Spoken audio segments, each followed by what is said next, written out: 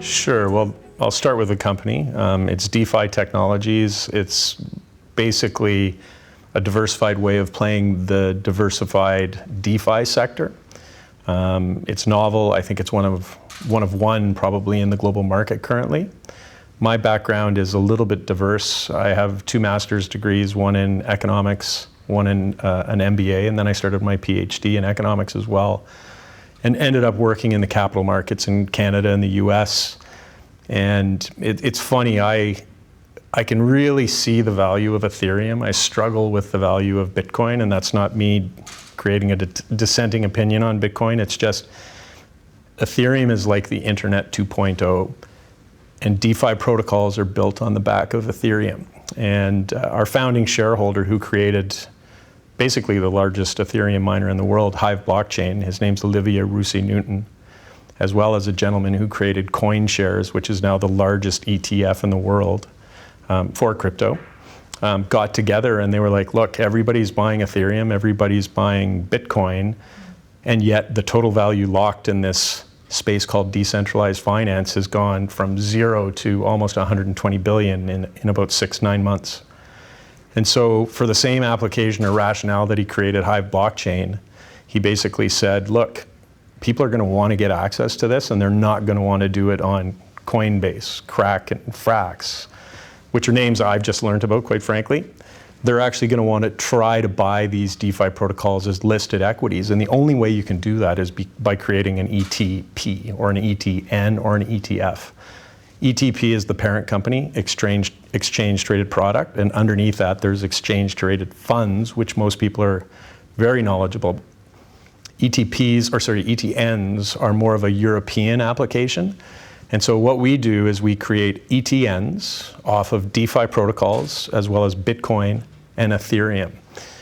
And our 2 basically flagship products are Ethereum Zero and Bitcoin Zero. And why those are so important, first of all, there's no tracking error. If you look at the Grayscale Bitcoin Trust, it's volatile. It doesn't necessarily mimic the price of Bitcoin.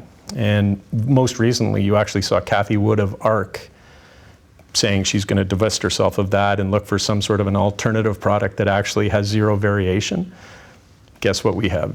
0 variation. So we have a Bitcoin Zero product, an Ethereum Zero product, 0 management fees, which is fantastic for institutions investing hundreds of millions of dollars. If you can save $1.5 million just by investing in this product, which has 0 variability on both Ethereum and Bitcoin, you're ahead of the game by $1.5 million. So we think that that's a fantastic opportunity. But on top of that, we've launched a Cardano, a Polkadot, and a Solana product. And why it's almost perfect timing for this interview, we just were granted permission to list in Germany, which is one of the biggest markets in the world. And people who follow the crypto market maybe don't understand that Germany is one of the most progressive and benevolent jurisdictions for crypto. If you hold your crypto product for a year, you pay no tax.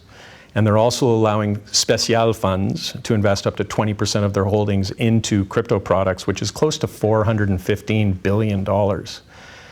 And for all of the savvy investors out there, 1% of the population has benefited from this dynamic, transformative sector. By bringing these protocols to traditional equity markets, we're allowing everyone to benefit from these protocols and applications. And look, we went from 0 to 220 million in 9 months, basically on the Nordic market. When we list on the German market, I foresee a much larger growth rate, far greater AUM. And obviously, a corollary to that is a much higher share price. And DeFi tech has gone from strength to strength since COVID. Yep. Please share your output with our audience as well. In terms of just maybe how COVID impacted? COVID impacted growth? Or? Yeah, it's interesting. There's a perception that the stimulus checks have effectively gone into the market. We're so new, and we were on the Nordic growth market. My personal view is Scandinavia is very progressive when it comes to COVID and COVID regulations, far more focused on herd immunity than many other jurisdictions. But we haven't marketed, we haven't done anything. The reason I believe our products have gone from zero to where they are now is because of the people that are involved. When you have one of the founding partners and creators of XBT, which is now CoinShares, and you have the creator of Hive Blockchain, and then you have these transformative products, which are almost without competition. 21 Shares is competing with us, but we are allowed to stake our product.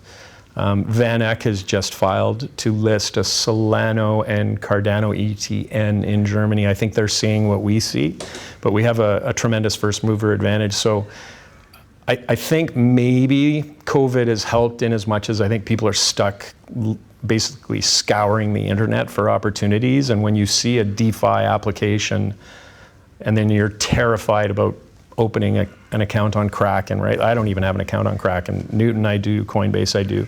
But when you're terrified of sort of the lack of regulation in those spaces, but then you see you can buy one of those protocols on a listed, regulated exchange with KYC.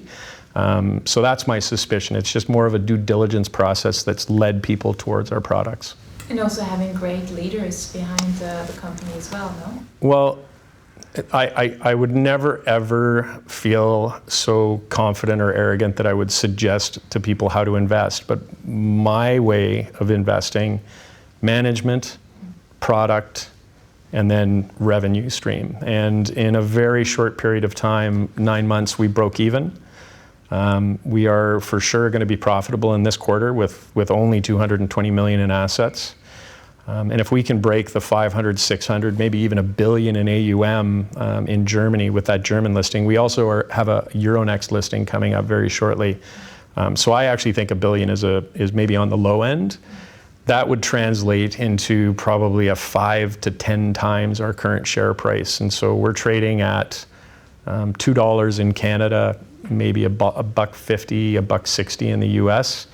And anytime you see an opportunity to make 5 times your money, maybe even 10 times your money, that's a pretty compelling argument when you marry it with the management team that we have. So yeah, kudos to you for bringing it up. It's, one person I haven't even brought up is Diana Biggs. Diana was the head of HSBC's crypto efforts. She's our chief strategy officer now. So it's literally, this is, in Europe, I don't know what the correct analogy would be. Here, I certainly don't know what the correct analogy would be, but it's almost like a dream team in basketball or in hockey or in football. You've just got this incredibly robust management team, as well as this innovative company that is effectively bringing DeFi to the masses on listed, regulated exchanges. And finally, what is the key message that you'll be sharing with our attending global investors at this Dubai conference? That's a good question. It's a big one. The key message is many people, I think, are reluctant about this space. They don't necessarily believe in it or trust it. I can see that maybe applying to Bitcoin just because there are going to be sovereign competitors. China's launching its own cryptocurrency. Ethereum is here to stay. It's the internet. It's Internet 2.0, and on its back, all of these applications are being built. But what is more staggering than anything, this industry is growing 2 times faster than the internet grew. So if I took you back to the year 1995 or 2000 and I said, look, here's $10,000, we're going to put it into Amazon stock, no one would have done that. No one would comprehend the potential that could exist in buying this weird company named Amazon. Well, you look at it now, and its revenue stream and market cap is larger than some of the nations that exist currently. That is the world that I believe DeFi is going to. So just to leave investors with one thought, the high tide is going to rise all boats, but we also have first mover advantage, Germany, new exchanges basically adopting our products as we speak today. I would say this is the biggest inflection point this company has to creating tremendous multi-billion-dollar valuations. And last but not least, growth the next 12 months, question mark? Huge. If you go from 0 to 220 million US on the NGM, which is the Nordic growth market, most people have never even heard of that. And now you're going into Frankfurt and then Stuttgart and then Euronext. these are 13, I think 10, and the 5th biggest exchanges in the world. If we can go from 0 to 220 million without marketing at all, other than what I'm starting to do now, we're literally embarking on a major marketing and PR global initiative. I believe firmly that by the end of the year we could close with over $1 billion in AUM, and like I said, $1 billion in AUM is going to translate into a $6, $7, $8 US share price. So tons of upside.